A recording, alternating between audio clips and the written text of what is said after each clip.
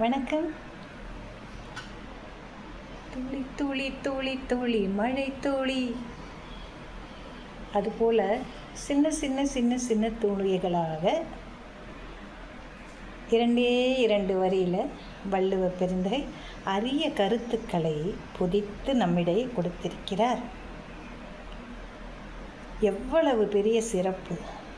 இது படித்து பார்க்கும் பொழுதும் அதன் வழி நடக்கும் பொழுதும் மட்டும்தான் நமக்கு அதனுடைய உண்மையான புரிதல் ஏற்படும். சரியா?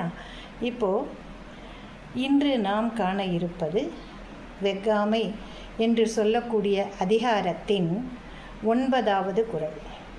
வெஃகாமை என்று சொன்னாலே மற்றவருடைய பொருளுக்கு நீ ஆசைப்படாதே, அதனை கவர நினைக்காதே என்று கூறுகிறார் இல்லையா? இச்சிக்காது. இச்சித்தல் என்றால் விரும்புதல், எடுத்துக்கொள்ள வேண்டும் என்ற எண்ணம்.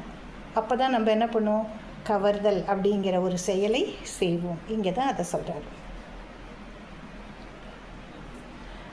அறனறிந்து வெஃக அறிவுடையார் சேரும் திறனறிந்தாங்கே தீரு. அறனறிந்து வெஃக அறிவுடையார் சேரும் திறனறிந்தாங்கே திரு. இந்த குறளின் மூலமாக வள்ளுவ பெருந்தகை நமக்கு விளக்க இருப்பது என்ன என்று பார்த்தால், அறவழியிலேயே நாம் பொருளீட்ட வேண்டும் என்று வள்ளுவம் வலியுறுத்தி கூறுகிறது இல்லையா? அந்த மாதிரி அறவழியில் பொருட்களை நம்ம என்ன செய்வோம்? சேர்த்தால் அது நம்மிடம் நிலையாக நிற்கும். பிறர் பொருளை நாம் விரும்பாமல் இருந்தால் நம்முடைய திறமையை அறிந்து திருமகளான அந்த செல்வ மகள் நம்மிடம் வந்து சேர்வாள் என்று கூறுகிறார்.